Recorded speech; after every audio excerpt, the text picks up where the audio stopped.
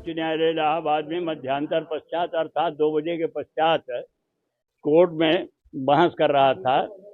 उस समय मेरे पुत्र ने मुझको ये सूचना दिया कि उसकी बहन ने यहाँ से फोन से सूचना दिया है कि घर के सामने 3 बम जबरदस्त फेंके गए हैं, फोड़े गए हैं, जिससे दहशत फैल गई है। मैं तुरंत वहाँ से निकल करके अपने बेटे और अपने पोते के साथ, जो दोनों साथ मेरे वकालत करते हैं, यहाँ पर आया।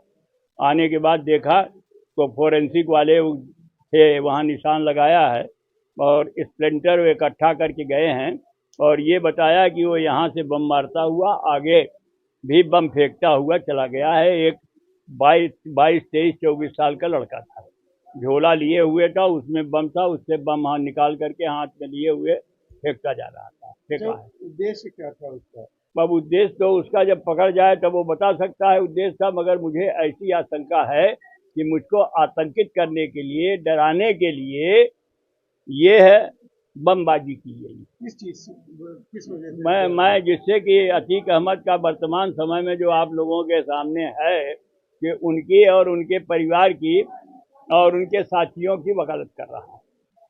तो क्या ये माना जाए कि सीधे तौर पे आपको धमकी है कि आप अतीक और अशरफ और हतोत्साहित करने के लिए ऐसी मुझे आशंका है, क्योंकि जब से मैं यहाँ रह रहा हूँ, रहने का आज 1-2 साल से नहीं रह रहा हूँ, कभी इस तरीके से बमबाजी नहीं हुई।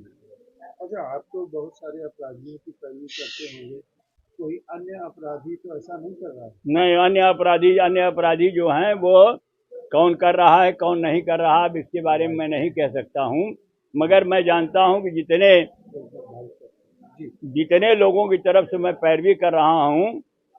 पाठक जी, मैं आपको एक जानकारी देना चाहता हूँ। आपके उसमें जानकारी मैंने दिया है आरओ को। मैं इलाहाबाद उच्च न्यायालय के माननीय न्यायमूर्ति श्री आर्यन मिश्रा जी, श्री देवकी नंदन अग्रवाल जी और श्री रामभूषण मेहरोत्रा जी का भी वकील रहा हूँ। मैं जगत गुरु शंकराचार्य स्वामी स्वरूपानंद सरस्वती का भी वकील रहा हूँ।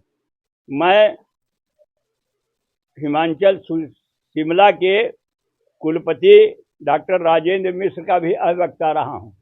श्री बनवारी लाल शर्मा जो गणितज्ञ हैं, उनका भी वक्ता रहा हूँ। मतलब ये है कि मैं श्री मुलायम सिंह यादव का भी अधिवक्ता रहा हूँ।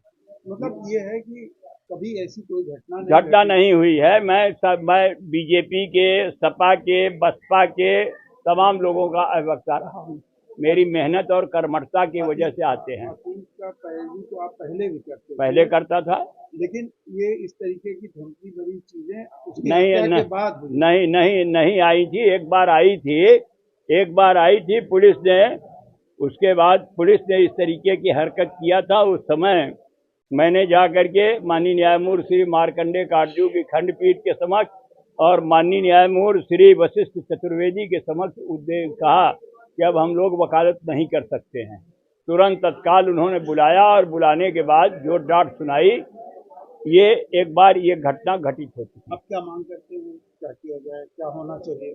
इस तरीके की घटना का पटाक्षेप किया जाना चाहिए। पटाक्षेप का तात्पर्य ये कि कैसे इस तरीके से दुस्साहसिक घटना की जा रही है, क्यों की जा रही है, तो इसका पता लगाया जाए। केवल इतने से इतिश्री न कर ली जाए कि पैसे का लेन देन का झगड़ा था, तो जिससे झगड़ा था उसके घर पर, उसके दरवाजे पर, उसके गली के सामने ये बमबाजी न करके मेरे यहाँ बमबाजी करना, ये कुछ समझ में नहीं आ रहा। क्या कह रहे हैं कि पैसे किसी और के घर बमबाजी की गई, पैसे के लिए? मैं बमबाजी नहीं की गई, मैं कह रहा हूँ ना, जैसा कि पुलिस वाले कह रहे हैं यार। पुलिस वाले क्या कह रहे हैं? पुलिस वाले कह रहे हैं किसी एक व्यक्ति से, एक लड़के से पुलिस का पैसे का लेन देन था, इसलिए उसने बमबाजी किया है। अगर वो बमबाजी करता तो उसके घर के सामने करता। आपके घर पर? हमारे घर पर क्यों, आगे चल करके क्यों? आतंक पैदा करने के लिए किया गया है ना।